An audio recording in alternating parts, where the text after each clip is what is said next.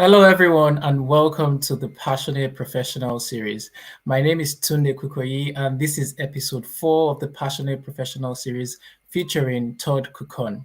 Now, this is a program that is an offshoot of the Passion and Purpose Hub, and it's the channel where we share useful knowledge to help you maximize your passions and your purpose, so that you do not just enjoy success, but also fulfillment in your lives. So please subscribe if you haven't subscribed already. Thank you to everyone who watches the live show and those people that catch up on the replay as well. I want to say a massive thank you to you. We're on episode 4 already, and it seems like yesterday when we just started all of this.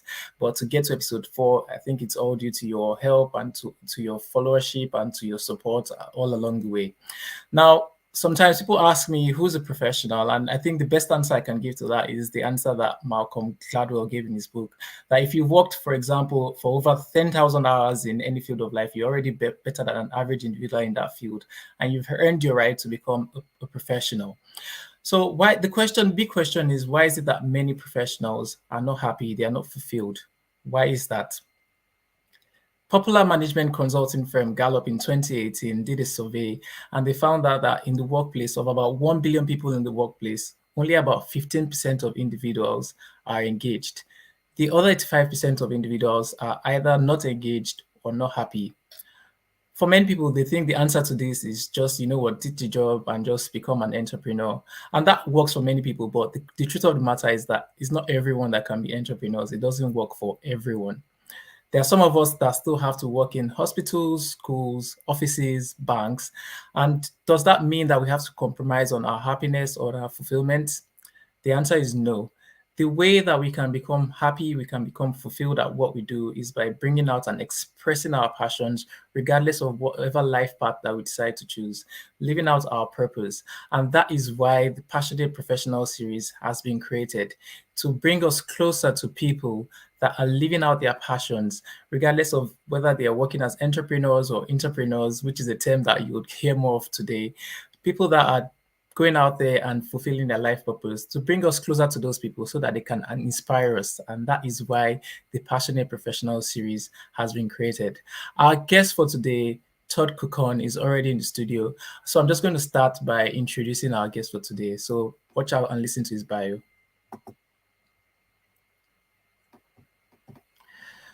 So we have Todd Kuckkahn today on the Passionate Professional series.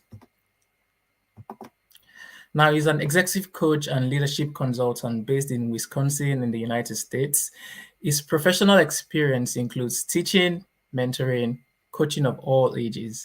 His work experience spans across high school education, post-secondary education, health and human services, associations, nonprofits, and the private industry.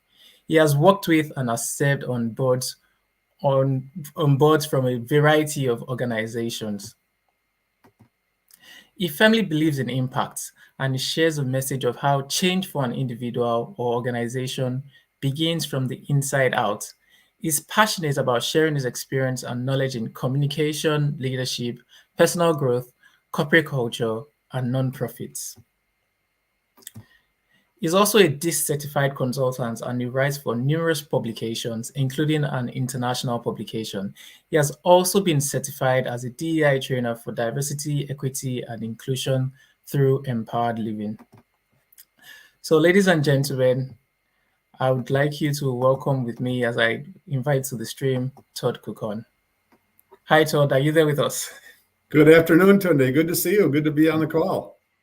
Hello, good afternoon, good evening. I think it's probably afternoon where you are. Where I am is already running to evening, but welcome and thank you for joining us. Welcome to the Passionate Professional series. How is your day going?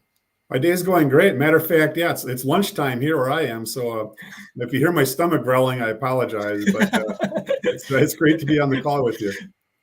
Thank you. Thank you so much. I know I've just read out your bio, but a lot of people want to find out more about you. Where are you from? You have a name that is not very common. Tell us a bit more about how the pronunciation, how it's been pronounced, and all of that. Just tell us a bit more about yourself.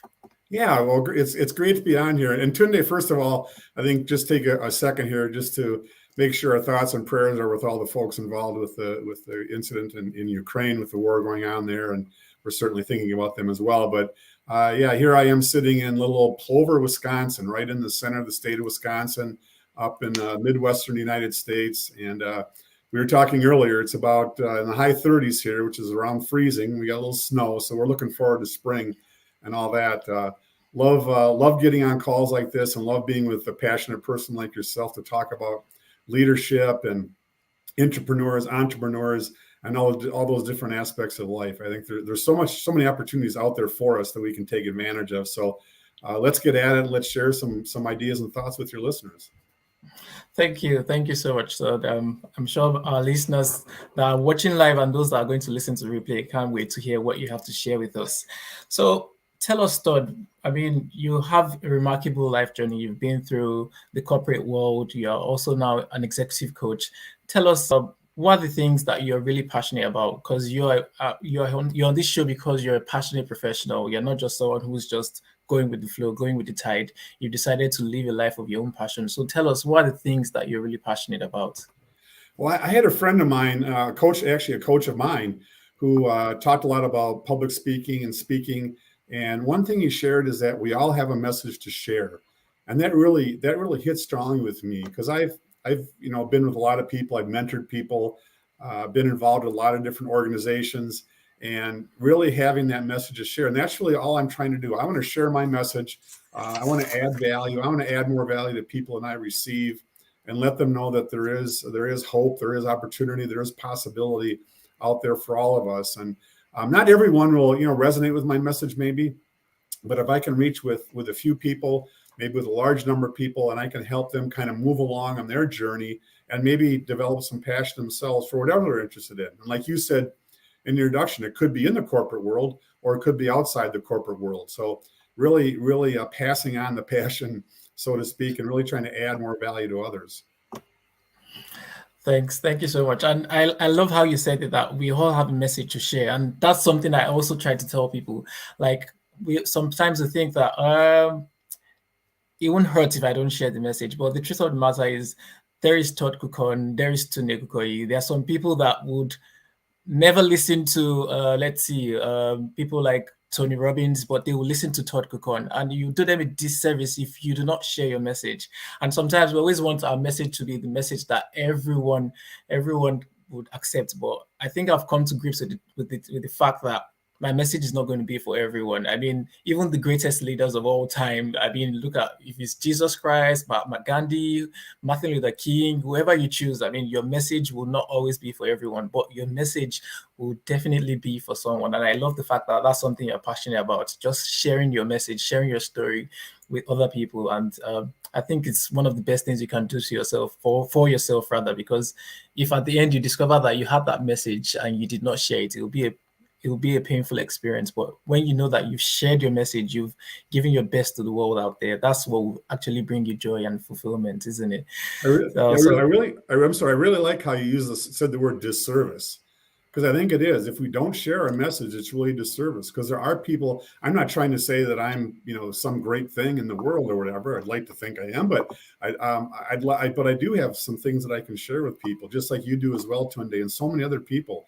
And it really is a disservice. And I talk to people that I work with a lot, that I coach or a mentor, or just friends of mine, whatever the case might be, talking about, if you don't share your message. And I used to think that you had to have like a major life crisis to be able to share your message where people would be willing to listen to you. Something tragic happened, and that's not the case at all. I've been blessed with a pretty good life, I would say, compared to many others.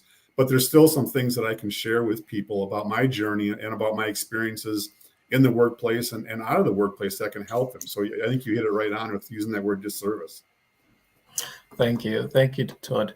I'm going to move on and ask you a question that I think will be good to use to educate people. And that question is, what are your values? I mean, I've read your blog post. I know what your values are, but I want you to talk about them and how you came about your values. One of the things that really helped me in my leadership journey, my personal growth, and getting to be the person I am was figuring out what my core values are.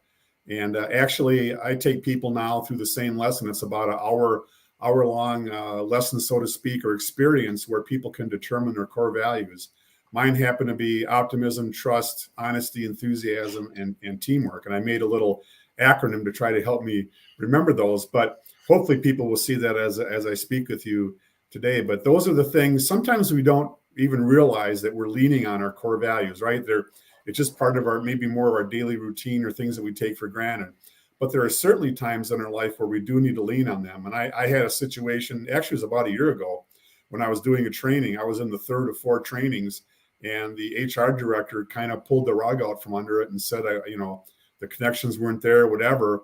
So we spent some time. I worked with her. I worked with another partner involved in the program, and it was tough. When there's a halt put on something that you're passionate about, and you really think you've hit it, and the receivers don't see that. But I was so glad that we did that, because I wanted to bring more value to them. So we got back together. We chatted about what was good, what we needed to work on. I made some changes.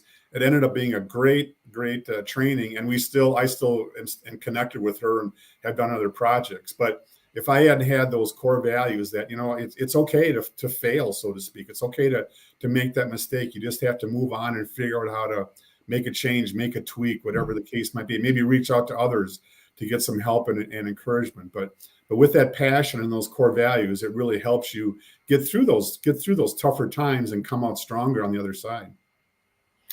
Yeah. So how then did you come about these values? Were they always there, or did you build them up, or did you just take time out to reach out to find out what your values were? Because when you ask a lot of people what your values, they really do not know what their values are. Just like you said, I like using 5 values, and my 5 values are relationships, responsibility, well-being, innovation, and service. But how do you find out what your values are, and what use will they be to you, your values? I think you really need to be intentional about wanting to learn more about yourself and what your values are. I always talk about put your oxygen mask on first. You need to figure out yourself first from the inside out before you can really do a good job of helping others. So through the course of some leadership programs that I was involved with, I kind of stumbled across this strategy of finding your core values. And it really takes you through a series of questions to think about the joys and challenges and legacy you want to leave in your life. And then think about, from a list of about 100 words, kind of narrow it down to those 5, and then take those 5 words and figure out how are they a part of my life. Even write a sentence about each of those words and what that specific word means to you and how it is a value of you. So it's not something you can just wake up in the morning and say, oh yeah, my 5 core values are blah blah blah blah. You really need to think into it and be intentional. And there are some exercises that we can go through to do that. And that, of course, leads on to other things as well. But that's really what leadership is all about, is being intentional, right? Yeah, I agree with you. I mean, you have to be intentional about leadership, and you have to be intentional about personal growth. And just like you said, you have to put your oxygen mask on first. And that means that you actually have to know yourself to grow yourself. And sometimes people don't see that you have to grow yourself if you want to help others. If you do not have anything to use to help others, then how can you help them? So sometimes you have to take that time to develop yourself before you can actually reach out to help others. And yeah, one of the ways that you can do that is finding out what your values really are. So if, just like Todd has said, if you need some help with finding out what your values are, you can actually reach him on his website and see if it can help you with the value finding exercise. Because I think it might seem like it's time consuming or mind tasking, but it helps you to set your path right, and it helps you to make better decisions. Sometimes I was telling some people that your values are your decision filter, because it helps you if you sieve it through your values and you see this doesn't go with my values, then it's very easy to say no. But if you don't know what your values are, you probably say no to everything or anything. So finding out your values, being self-aware is very key when it comes to knowing yourself. For those that are watching on the live screen, please put your questions and your suggestions, your contributions on as well. I forgot to mention that at the start. That's what makes it really interactive. Otherwise, it would just be Todd and I, but we want to hear from you as well. So if you have any questions, anything to chip in as we talk, please pop in on the comment section, and I'll be sure to show you on the live stream. So Todd, you just said something not too long ago, and that was that you've not had a major tragic event in your life, and I kind of resonate with that too, because when I started going into like, okay, let me create a YouTube channel, let me start talking publicly, I just spoke to myself at some point, like, I don't have that major tragic events, because it seems everyone has a tragic event that they came back from, and that's what makes them really unique. And I felt like in that sense, I'm not worthy, if you get what I mean. But the truth of the matter is, it doesn't have to be something that sweeps you totally off your feet. But we've all had events in our lives. We've all had events that we could have found challenging, and to another person it might not seem so challenging, but we all have events that we've learned from, because it's the experience. When we have those experiences and we reflect on them, that's where we get insight. So I just wanted to ask you, do you have any challenging or difficult time in your life that you've come across, and how did you handle it? Well, I think one was I've lost jobs 4 different times in my career, so I've been fired essentially Four, 4 different four times. times. Right. Now I've had 15 different jobs, so that that's still not too bad a rate. But yeah, 4 different times in my career, and each time I've come out of that particular situation stronger.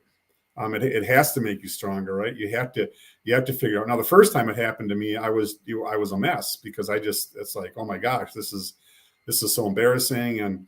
But now looking back on all 4 of those, they were great learning experiences. In 3 of the 4 cases, I still am very close with some of the people that are in those businesses. So it was, I don't want to get into whose fault it was or whatever, but those challenges you learn from and grow from.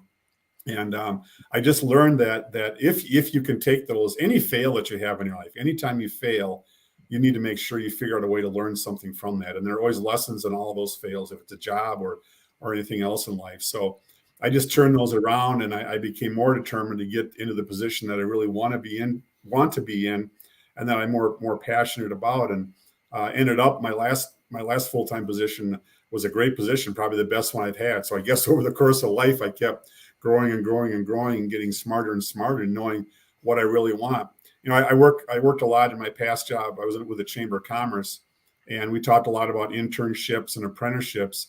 A lot of the value of those, when college students do those or high school students do those, is to find out what you don't want or don't like, as much as finding out what you do like. And that can happen in the job world too. There can be situations where it's just not the right setting, the right people, the right mission and vision, and or there's some poor communication that goes on to create the challenge. But whatever that is, you're continually learning to grow and find that better place where you can fit. Wow, I like that. I like the way that you said it, that you always look for learning points from it, and I think that's what we should also try to do. I mean, you've talked about 4 times that you were fired from a job, and I can imagine how that felt, because I remember once that I applied for a job and I didn't get it. I didn't even get the job, not to talk of someone that had been in the job and was fired from the job. And I know how it felt for me. But just like you said, when we go through all those challenges, all those opportunities, all those challenges, all those difficult times, we need to ask ourselves, what's the opportunity here, and what can be learned from this experience? But how do we bring ourselves to go past the surface of the failure or the difficult challenge and look for the opportunity? How do you do that? I mean, if you've lost a job 4 times, how did you bring yourself to, because it's something that is difficult for people. Sometimes people would rather bury their heads in the sand rather than face the challenge that they've gone through, and to ask themselves, what's the opportunity here? What's the seed of opportunity that I need to bring out from this presumed adversity? So how do you go through that experience? Can you share with us? Yeah, well, and the other thing too, Tunde, is when these happened, the economy was in a whole different place. Now if you get fired from a job, there's 10 other jobs out there for you. Back when I did this, I had to get back into the cycle of applying, and what I really tried to do was keep my habits the same. I got up in the morning and got ready like I was going to work, got on my computer, got my resume, working on my resume, getting application. I just tried to keep falling forward. Excuse me, or keep failing forward, so to speak.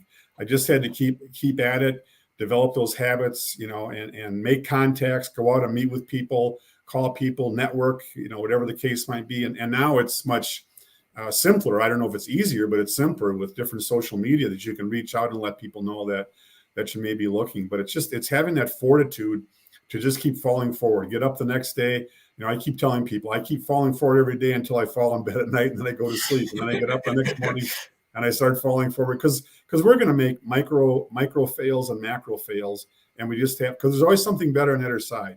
And I think the one thing that wraps around all my core values and who I am is my faith. You touched on that before, and it may not be important for everybody, but it's an important element for me.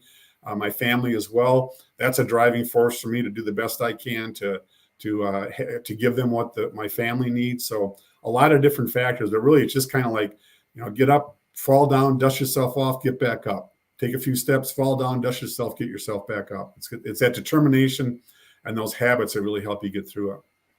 Wow. Thank you for sharing that. And I love that you use the term falling forward and failing forward. And I think there's a book, Failing Forward by John Maxwell, which was a great book for me, because many people don't see failure as opportunities to just keep going forward. I mean, if you want to increase the rates of your success, then you need to actually fail faster. But we all try to run away from failures, but that is how we become better. That's how we grow. As long as we're learning from it, failure is only a failure when we do not learn from it. But as long as you're learning from it, you're not starting again from the scratch. You're actually starting from a place of experience. So thank you so much for sharing that with us, Todd. So the question I'm going to ask you, I mean, we've talked about some challenges, and you talked about, being fired 4 times, but I'm sure that you've had some proud moments, some things that you're really proud about, some achievements you're really proud about. Is there anyone that you want to share with us? Well, I guess I better say that my wife and my 4 children, my grandson, I better start with those in terms of achievement. But in terms of the work world, yeah, I've had some really diverse success stories. I taught at a high school, and I was brought in to develop and implement a study skills program for a high school district. This was quite a few years ago. So really proud of that, because I didn't have any background. What I did was I went on and researched it, talked to other schools and other individuals, did a lot of reading and writing, and developed this program and tweaked it along the way. That would be one. I also, as you know now, Tunde, I've been very involved in sports, and I was involved with a basketball program at the University of Wisconsin-Platteville, and I helped recruit a group of kids there that ended up winning a Division III national championship, the first one for that school. And that was exciting for me. I've been involved in a lot of fundraising in nonprofits. I've raised, there's the picture of, that's me, if you can believe it, on the far left there with that dark hair. But also, the guy in the middle is Bo Ryan. For those of you in the basketball world know who he is, and Denny Morgan on the right side, who unfortunately passed away at a way too young age. But was a part of helping build that program, and also did a lot of fundraising in the nonprofit world, helped raise millions of dollars, helped United Way of Dane County build a new facility, and did some great things there and elsewhere. So I got some things I'm really proud of accomplishing in my life. And I'm not done, by the way. Yeah. I love the end, because yes, saying that you're not done. I need to stop sharing that. Yeah. So, because a lot of people think that when they hit a particular stage of their lives, then I think that's it. It's time I can now settle. But I love the fact that you've said it, that you are not done, and that obviously shows that you have a growth mindset, which is different from people that just have a goal mindset that, oh, when I hit this, when I hit 50, when I have $1 million, then I can fold my arms and legs. But you have a growth mindset, and I know you're talking about how you had previously black hair and now it's all white, but you're still going, you're still reaching for your potential, and that's the amazing thing about you. And I really find that really, really, really motivating and inspiring. So you talked about some of your habits that you have. Like waking up in the morning, and you related it to how you kept up with these habits when you were fired from your job. But can you tell us about some of the most productive habits that you have, and how they've shaped your life, so that we can learn? I mean, for people that are listening or people that will be watching, how can we learn from these habits that you have? Yeah, so I'll hold this up. It's probably going to be hard to see, but this is kind of a list of my habits that I've developed. I start in the morning, and I don't go through that checklist because I've got them nailed down pretty much. But when I left my corporate job November 5th of last year, I decided that I still need to keep those same habits. So I still get up at 6 o'clock in the morning, and I go through different patterns. I do some Bible reading. I do some posting. There's some specific emails that I read and interact with. So there's some exercise that I do, some reading that I do. So I keep tweaking those habits. I've added some more habits the last couple of weeks. I'm in accountability challenge now with a friend of mine, but I keep developing and tweaking those habits. And what I found out a couple of years ago, when I got sucked into the Facebook world, that there's so much time we can gain by taking back such little time in a day. So if you take 10 minutes of your day that you're wasting, maybe instead of being on social media for 3 hours, you're on there for 2 hours and 50 minutes. You take 10 minutes a day, you're going to gain 2.5 days a year. So just imagine if you did that, if you doubled that or tripled that, how much time you would gain in the course of a year, and how much more you could develop the simple habits that you want to do. And I think it's also important to have an accountability partner. I've got several accountability partners, and the one I just mentioned, we have some consequences, because a lot of times it's okay to be accountable, but if there aren't consequences, so we've got a little side bet going on, just the two of us, and we're challenging each other to increase and grow our habits, and we're both building businesses along the way as well. So I think they're really important, but without habits are tough without accountability, and accountability is tough without some sort of consequences. And AJ Vassar is the guy who really taught me a lot about that. He's the same one that taught me about I had a message to share. So all along the way, these different mentors and different people and people in my inner circle have helped me develop these habits. Oh, I really like that. And I love the statement when you said that habits are tough without accountability.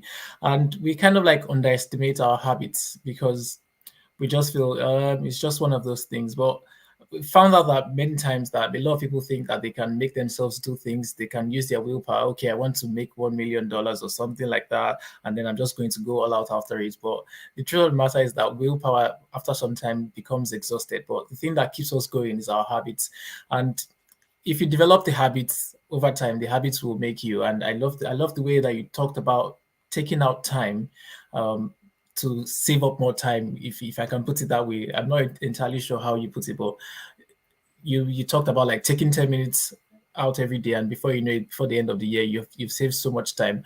And it was just similar to something that we talked about on the show with one of the previous guests. He was talking about how he made it a habit to always listen to a book anytime when he's driving. I think he called the Auto University or something. And I was telling him that I actually read a book that said that people that listen to books every day, or the time that you spend every day during your commute, if you add it up from all through your working life, it actually adds up to the same time that you spend in university. So imagine if you use that time to do something, I mean, for 4 years, something like that. Imagine what you can bring out of it. So yes, I love that fact that you talked about having an accountability partner as well, because to be honest, we're human. There are times that you fall short. There are times that you slack up. But if you have an accountability partner, that person will make sure that you're always up to speed with your habits. So great, thank you for sharing that. And I wish I can see that list to see what I can steal from that list to add to my own morning routine as well. Yeah. So I know that you've worked as a sports coach, and also during the last episode we had a sports person up here, and we kind of like, one thing that people do not know about sports is that it actually teaches us a lot about life. It's not just about the fun of participating in the sports, but you've coached several teams as high school coach. You're now teaching, I think, grade 4 basketball coaching. But what are some of the lessons that you've been able to draw from your sports experience as well, and how can we bring that to life? Sure, yeah. Well, one of the first sports experiences when I went to college. I was a manager, a student manager, equipment manager for the Wisconsin Badgers men's basketball team. And I grew up in a community outside of Madison, Wisconsin. Madison is about 500,000 people, I think now. But I had no experience in diversity. And when I went to help with that program, they actually had the first African American coach in the Big Ten Conference. And also a number of student athletes that came in were African American as well. So really helped me learn some lessons about diversity, equity, inclusivity, which we talked about in my introduction, and some of the things there. And what I really learned is there are good people and there are bad people, but they're all people, and differences can make us better, right? It doesn't matter what our differences are. Our differences can make us better. And I learned, so that was kind of my first lesson there. The other things I've learned from coaching myself and being coached is, things like discipline, right? Self-discipline, and listening obviously is a huge skill you need to have as an athlete or as a coach. You need to listen to your players, but teamwork obviously is another one. Communication is so important on and off the court. Dedication, commitment, all those different skills that, now I guess we talk about as part of our emotional intelligence or soft skills, whatever the case might be. A lot of those have come to me through my sports coaching, and primarily I've been involved in basketball. I think the same things work whether if you're in dance or if you're in music. Those same sorts of skills, those extracurricular things, or co-curricular, as some people call them, really can add a lot of value to a person and their life. And that's what really worries me a lot about the remote workforce that we're going into now, how strong of an impact that's coming. I totally get it and understand the concept, but I think we're missing out on a lot of the social aspects of being part of a team and what we can Mm-hmm. learn from being in the same facility, whether it's a basketball court or a theater or an office building. The skills that we learn from there, it often requires us to be face to face to better learn to communicate and to trust, and then work into things like constructive criticism. So I gained a lot from being involved with sports and athletics through that. Right, great. So I've got a picture up here, and that's is that your current team that That's you're that's coaching? that's my big fourth grade team. They're my grandson is number 20, and they've been a blast to coach. We're coming up on our last tournament here for the season, but I've learned more from them probably than they've learned from me about in terms of coaching, because I have to take my style and I have to figure out all their styles and bring us together, because each one of those 9 kids you see there are great kids, but they're all different. They're all different in skills. They're all different in cognitive ability. They're all different in size, in strength, all those different things. And trying to get those 9 people to work together, or 5 at a time when they're on the court, is really a fun challenge and an interesting challenge. So I've truly enjoyed it. It's no different than coaching the NBA. They're just not as skilled. That's the only difference. Mhm. What one thing that really intrigues me about coaching is when things are not going as you expect. I mean, when your team is losing, you're not scoring enough points. As a coach, I mean, it seems like your moment is during the halftime adjustment. So what would you say to these youngsters if, for example, they were putting out their best, they were playing their best, and they didn't seem to be winning the game? I mean, what would you tell them during the halftime or during the breaks? What would you tell them as a coach? I'm of the mindset that I think that's a little overrated. Making adjustments at halftime or adjustments during the timeout. I mean, what you should be doing is during practice is where you make those adjustments. The practice is like the quiz or the homework. The game is like the test or the final paper. And by the time they take the court to play a game, it's too late for me to make a lot of changes. Now, obviously, I'll remind them about different things. I'll remind them about plays and all that. But it's like we talked about habits. You have to develop those habits through repeating the skill and practice every day. We work on rebounding just about every practice, and then you hope they execute that during the course of the game. So and at this particular age, you can't. There's basically you play a man-to-man offense and a man-to-man defense, and you can't press. But even as you get older, where there's more things involved, you might have a special play that you might remind a team about in the timeout. But I don't think there's a lot of major adjustments going on. And these kids have been really responsive. It's really fun to see where they've grown skill wise, and also just in dealing with each other and dealing with themselves since we started. And I think it was October. Wow. I love that statement that it's during practice that's when you make your adjustments. Sometimes when you come onto the field it's already too late, and that's one thing that I love about sports as well. Like we all see the end points. We all see when Usain Bolt runs the 100 meters race and he wins, or when a team comes out and they play beautifully and they win the tournament, but we don't see the years of practice. And that's one thing that I think we can all learn from sports, because it's not, as someone puts it says like you win when no one is watching. Right. When you come on the stage, you're just there to take your trophy, but the actual time that you win is when no one is watching. And that's one thing that Muhammad Ali said, that I mean, he said he didn't love getting up in the morning every day and running and practicing, but he loved the feeling of being number one in the world.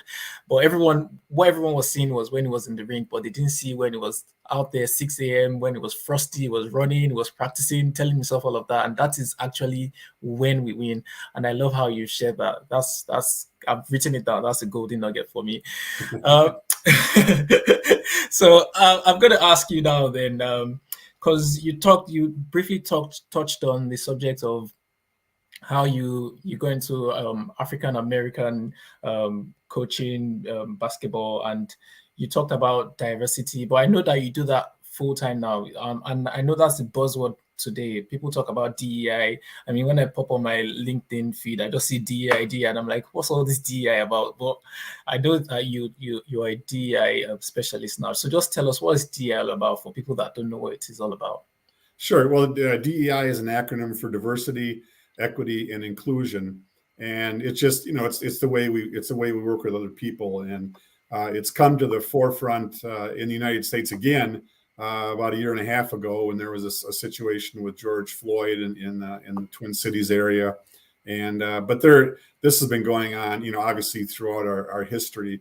And as I've looked at diversity and equity and inclusion, and there's all sorts of different acronyms and terms and groups and organizations, what I kind of came out of that all with is that, like I said before, differences make us better. And I think that's the way we need to really look at things. I look at my basketball team, 9 completely different kids. I look at the people I worked with when I was at the business council, the chamber. There was 8 of us, 8 completely different people, and so on and so forth. It happens in the corporate world. You know it well in the medical world, right? The people that you work with. And I think those differences make us better. Too often we're so cemented in what we think is the absolute truth that we're not willing to listen to other people's ideas. And we don't have to listen to necessarily to agree with them or change our opinions, but sometimes by listening to other people, it helps us better understand who we are and what we believe in. And maybe it might change our thoughts on things, right? I know that, that's happened to me over the course of my life. I have some certain values that I uphold beyond my core values, and certain beliefs that I have, but they've been molded throughout my life by listening to other people and experiences different things. But it doesn't make me any better than anybody else. It just makes me different. And thank God, because I know we want to have more than one Todd in the world, and those differences make us better no matter where people are in the world. So I think if we take that attitude or that look at it and really focus on inclusion and how can we bring people in, over my shoulder here, whichever side it's on, is it's something called Speak Your Piece. And it talks about that very thing, that very element is one of the 9 elements of how we need and can work together better as just as human beings in life, in church, and in work, wherever that might be. So, but diversity, equity, inclusion is certainly important, and we need to keep it an important thing. And we need to remember that differences make us all better. Yeah, I totally agree with you, because we sometimes want everyone to be like ourselves, but I mean, if everyone was like me, I wouldn't want to be in this world. And just like you said, it's to be honest, I know, because I don't think I would want to have all my friends be like me, because then I'll be so bored. I'll be bored stiff. But yeah, just like you said, it's our differences that make us better. I mean, it's those differences that make the world a beautiful array of color and life. And yeah, we need to actually give everyone an equal platform and make sure that people are included as well. There have been several instances in my life that from afar I've judged people, but when I got closer to them and I started speaking with them, I found out that they were people that I wanted to be closer to, if you get what I mean. And sometimes we do that as well. We just judge people from afar based on their religion, their color, their ethnicity, their social status. But it's until when we get closer to people and actually connect with them, that's when we find out that we have more in common than we think that we do. And yeah, I think that's something that we need to actually keep blowing the horn of, this diversity, equity, and inclusion, because we have more in common than we think we do. Yeah, so great job with your DEI. I don't know what would I call it, specialty or yeah, I guess so. Yeah, and just one thing to add to it too is if you want to look at it pictorially, so to speak, if you think of an iceberg, 10% of an iceberg is above the water, roughly, right? Mhm. We're like an iceberg. 10% of who we are is above the water, and most of that is meaningless. The 90% that's the inside of us or below the water, so to speak, is really what's important. Yet we make 90% of our judgment of people on that 10% we see, which is so unfair. And that's why I think in the workplace, particularly, and outside the workplace, getting to know each other. And you mentioned before too that I use the DISC assessment. It's a great tool to really help you understand first yourself, and then to understand others in the workplace, and then to help me figure out how I can better work with other people, and how they in turn can work better with the people around them. But it gets back to that whole thing, because we're all different DISC styles, we're all different, and those differences can help us make a really strong team, because you don't want 50 people thinking the same way. You want 50 people thinking 50 different ways, and then try to figure out how to bring that together to create the best product or service or widget or whatever it might be. Yeah, I totally agree with you. I don't know if you've seen this movie. Is it 12 Angry Men? What's 12 that? Angry Men. There's a movie called 12 Angry Men. Have you Oh, okay, seen I that don't think movie I've heard of that before? one. Yeah, I mean, it's just a movie about talking about groupthink, and yeah, groupthink is actually very dangerous. If everybody's thinking the same way, I mean, it's very, very, very dangerous for organizations, for teams. You need people that think differently and people that have the opportunity to share their ideas. And obviously, you let the best idea win, but you need people to bring their ideas to the table. I mean, it's a very old movie, but it's very popular. I think you should check it out. I think it's called 12 Angry Men. I'll have It to was look at just that. about, yeah, it's just about groupthink and what you can learn from it. So how groupthink can be very damaging and can stop people from thinking outside the box. But yeah, I totally agree with you on that point. The next question I'm going to ask you, thought at this point is, I know you mentioned that you had some mentors, but who are your mentors and who has inspired you the most? Because sometimes as young professionals, we underestimate the importance of mentorship. So tell us, how can we leverage on that platform of mentorship? Who are some of your greatest mentors and who's inspired you the most? Well, I think, yeah, I think the value of that, what I call it, is your inner circle. And shoot, now I can't think of who it was. Was it Bob Proctor who said the five people who are closest to you really determine who you are? And that may or may not be family members, may or may not be friends, but those people who are close to you. And I've had a variety of them throughout my career. I've had, when I was involved in basketball, I mentioned Bola Ryan and Todd Lanham are two people that really helped me understand, appreciate, and respect the game and respect the people around it. I mentioned United Way of Dane County before. A mentor there who's not as involved in my life now, but really helped me and actually gave me another lesson in inclusion in a hiring that I did. I had two people I was going to hire, and one was almost a mirror image of me, and one was a Latino woman, very strong woman. And looking back on it, I was afraid to hire her because she was different. And it was a great lesson. I ended up hiring her, which is one of the best hires I've ever made. And Doris Zuniga has been a great mentor and role model for me. And now as I get in my life now, John Maxwell was one who really turned me around. And when I heard him speak, and when he said, I was on a live to lead, and he said at age 70, I think he was then, that he hasn't accomplished what he wants to accomplish in life. And oh my gosh, he's impacted tens of thousands and written, 80 to 100 books. And I'm like, holy cow, I haven't done anything compared to that. So people like that will inspire me. I've got a number of them now. I mentioned AJ Vassar, Spencer Jones, Sean Cole, Michael Faber, a lot of different people who are mentors of mine, Don Gleason, a lot of folks that I get together with, or at least if I don't get together, I have access to them. But those Mm. people are so helpful to keep you within the bumpers going down that path. Sometimes you stray a little bit, but they help you keep on those bumpers, and people you can reach out with when they reach out to. And sometimes you don't think you have someone, but you do. Everybody has someone that they can reach out to, no matter how glum or bad the situation might be. But sometimes you have to take the initiative to do that, reaching out too when you're in a negative situation. So I encourage people to do that. And if the person can't help you, they can certainly find out. But your inner circle, your mentors are critically important. Yeah, I totally agree with you. But the question that I have, and I'll put this into context, is that a lot of people, when you ask them who their mentors are, they just talk about people that they've read their books, which so they're kind of like distant mentors, which is great. But would you say that there is more from having in-person mentors, people that you can actually sit down with? I mean, in today's world, everything is like virtual. And I was watching a TV program yesterday, and they were like, the new age now want to be in the metaverse. They don't want to be in the universe anymore. I know that's the age that we're going into, but is there any place for, or is there any advantage of having in-person mentors, people that you can sit down with, have a cup of coffee, rather than just people that you either listen to their podcast or you read their books? What's the advantage of having in-person mentors? Well, I think a big part of communication, and I teach this, is that the nonverbal part of your communication is about 55%. It's called the Mehrabian formula, Mehrabian. He was a doctor who did some research and said in communication, 55% of it is your nonverbals, and the other 38% roughly is your tone, your tonality, and 7% is actually what you're saying. So the more face to face and in person you can be, the better and more engaging the communication will be. Now, in lieu of that, obviously, a situation like we're in is okay, but you can get so much more out of a conversation by face to face because you can better read. I mean, you can read probably my nonverbals, but from the shoulders up only. And Yeah. maybe I have my arms crossed now. Maybe I don't. I'm not going to tell you. But there's so much importance in communication with which is not involved in the content. And I think it's a lot easier to listen. So the more you can do face to face, the better value you'll get. But one of my mentors, AJ, is down in Colombia.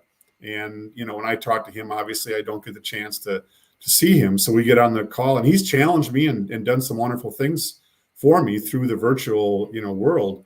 But again, it's more effective if it can be face to face. Yeah, I totally agree with you. And yeah, it's just more about having that, not necessarily in person or face to face. I just mean someone that you have a real connection with, someone that cares about you just the same way you care about them, if you get what I mean. I Yeah, mean, there it's you good go. to have mentors that are up there, but if they don't know about you, if they don't know when you're failing, if they don't know how they can help you, then it's not as strong as it can be. That's why I'm not just looking at the mode of communication, whether it's virtual or face to face, but I just mean having someone that is accountable for you, if I can put it that way. Well, yeah, like But I mentioned John Maxwell, and John yeah, Maxwell and I do not get together on Zoom once a week or anything like that. yeah, I've read a lot of the books I can see on your bookshelf too, and I've got others that I've read, and so yeah, he's a mentor in that way. But you're right, yeah, there are people I know that know me and understand me and know my what do I want to say? My soft spots, my weak spots, my blind spots, and can really help me get through those and can call me out. But if you don't have that type of relationship, you talked about, in your introduction about engagement in the workplace, and there's also engagement one-on-one. And if you're better engaged with people, they can do more for you as well, and you can do more for them. So yeah, you hit it right on. Yeah. Thank you so much. I think let's pipe down now and go to some more, maybe not so serious questions. My next question for you is, what are your hobbies? What do you do with your spare time? Well, I love bike riding.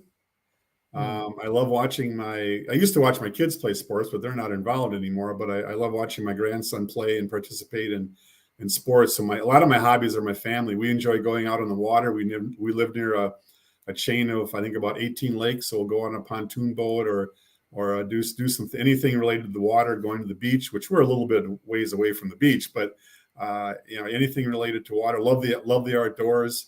I can't wait to mow the lawn this spring, as much of a pain that is, because it means we got warm weather and green grass.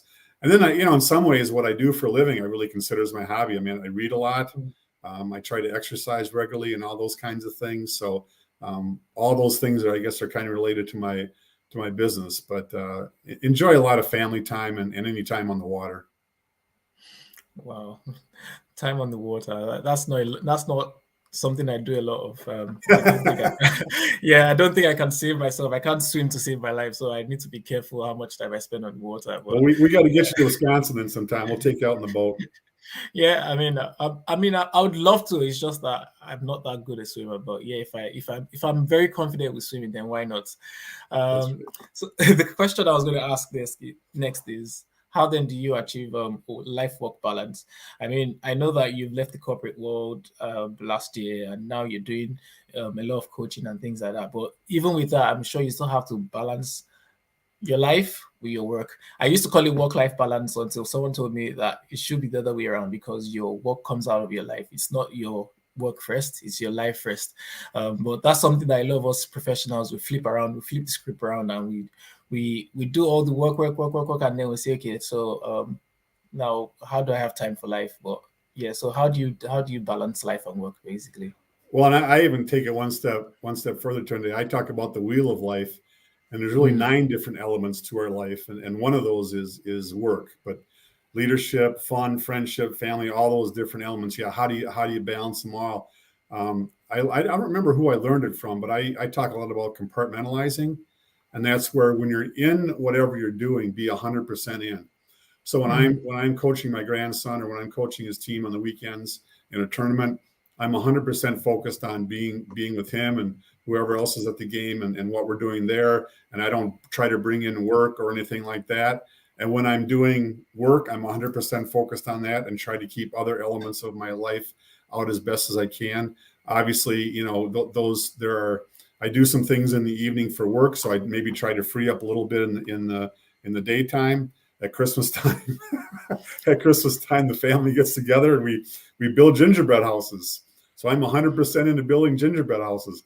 But I'm a little upset at my mom and dad because they do the judging, and I haven't gotten first place yet. So I got to figure out some way to bribe them, maybe to pick me. But yeah, you just be 100% in whatever you're doing, and try to get rid of those distractions. And sometimes you have to schedule time on your calendar. I know it sounds crazy, but that's important too, to schedule time in your calendar. We love watching Badger basketball games or going to Badger basketball games. So that's part of part of family time, cheering them on and watching them play. Or you really have to be in the word again. I think I mentioned before is being intentional about it, and then being in that particular moment, not worrying about anything else because you can't do anything about it at that time anyway. Yeah, I agree with you, and I love the concepts of compartmentalization and scheduling. I mean, the truth of the matter is, many people do not either prioritize or schedule their lives. And I think the best one that I've seen so far is the one from Stephen Covey, where he was talking about things that are urgent and things that are important. A lot of Yep. times people they just do the fire brigade approach. They just do what's urgent, what's urgent. But if you actually make time and you plan time for family, for fun, like you said, friends, leadership, work, it gives you a lot more room. Because if you just leave your time on schedule, it's just that nature abhors a vacuum, and you just fill it with something for you, and it might not be the best thing for you. Something related to what you said about giving it 100%. I think it was Jim Rohn that said it, that when you're at work, be at work, and when you're at the beach, you should be at the beach. You don't want to go to the beach and you're carrying your briefcase, or because a lot of people, when they're at the beach, they are thinking about work, and when they're at work, they're thinking about the beach. But yeah, I agree with you. You need to just Well, go in. yeah, for example, a lot of people take work on vacation, okay? And I don't necessarily promote that, but if you do that, then just come together with an agreement. And maybe what you need to do is get up an hour earlier and spend that hour doing, checking emails or whatever work you need to do. So then the rest of the day you can focus on your family. Because if you're continually on and off your computer or your phone, whatever, throughout the day, it's not good for. And it's sometimes that's easier said than done. But try to figure out a way. Like when we go on vacation, because I snore, I always have to sleep by myself. So I get up first thing in the morning, and I'll spend the first half hour or 45 minutes checking email from work or whatever I need to do. Then I can Yeah. dedicate the rest of the day to really focusing on the fun part of it. So just you have to, and sometimes you have to sacrifice. And again, it goes back to creating habits and being intentional about it. Yeah, that's compartmentalization, just like you said. I totally agree with you. Yeah. We're nearly running to the end of the 1 hour time slots, but I just want to find out, do you have any favorite? I know you've read a lot. Do you have any favorite books or quotes? What are your favorite books or quotes? In terms of books, I've read a lot of John Maxwell's books, obviously, but I also Patrick Lencioni. He's written several books: The Five Dysfunctions of a Team, The Ideal Team Player, Death by Meeting. It's Lencioni, Lencioni, Patrick. Another Yeah, one is, and I see you have his book, I think, Start With Why back there. Simon Sinek, Sinek. He's yeah, another one that I read a lot. He has a lot of YouTube posts, and he's on LinkedIn a lot as well. So I use a lot of theirs as well as a lot of John Maxwell's. And another author on the face side is Matthew Kelly. He does a lot of writing, and he's not the type of writer that tries to jam it down your throat. He really helps you think through your life. And a book he wrote recently that I really like is called Life is Messy. mm, Matthew Kelly again. And it talks about this ancient Japanese art. I can't think of the name of it. Kintsugi, I think it's called, where if something's broken, if a vase is broken, they will glue it back together, and they'll put gold in the glue so that the vase is actually more valuable than it was. And his whole thesis is, can we put people back together, broken people back together better than they were before? And I think the answer is yes. But yeah. life is certainly messy, but we can help people put their lives back together. So those are a few of the authors that I like to read. Great, great. I've taken notes of the authors Patrick Lencioni, Matthew Kelly. I've not heard about them before, but I'll be sure to check out their books. I read your blog post, and you're a very good writer, and obviously you write for local and international publications. And I remember that you wrote a story about how you nearly died when you were doing water skiing, and you and the boat was spinning around, and you're trying to save the boat instead of save yourself. I find that funny. I mean, I'll save myself before saving the boat.